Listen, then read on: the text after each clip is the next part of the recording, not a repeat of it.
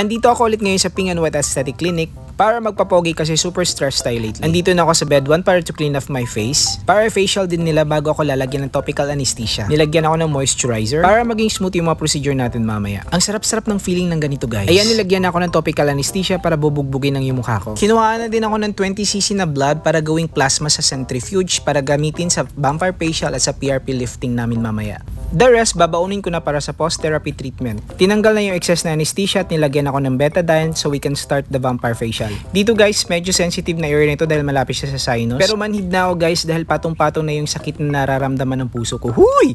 Hindi ko na ma-feel yung hapde at saka yung sakit. Huy! Basta importante popogi tayo. Huy! Tapos na kami mag-vampire facial guys, ang gagawin namin, mag-fillers kami. Nilagyan muna ng ice para hindi masyado masakit. Pero parang manhid na ako. Huy! Dito ipa-volumize niya yung face ko para Korean-Korean yung look natin. Para opa na opa. Nilagyan na naman ng ice tapos nag-plasma lift din kami combination sa fillers. Ang sakit ng PRP lifting guys, doon ko talaga naramdaman yung sakit. Huy! Yung paulit-ulit kanyang sinasaktan. Huy! Pero laban lang dahil alam kong mahal namin ang isa't isa. Huy! Dito sa part na to nag-PRP at saka nag-filler din siya guys. Kasi naglo-lose yung fats ko dito kasi pumayat ako guys dahil sa stress. Huy! Ayan na, medyo okay na guys. Parang tapos na ata. Medyo mahapdi siya talaga. And then nag-botox din kami dito na area para pogi talaga tayo pagkatapos. And dito din para mawala yung wrinkles natin sa eyes. At ang nabayaran ko lahat is 16,150 dahil 50% off ako. So see you guys again next time. Bye-bye!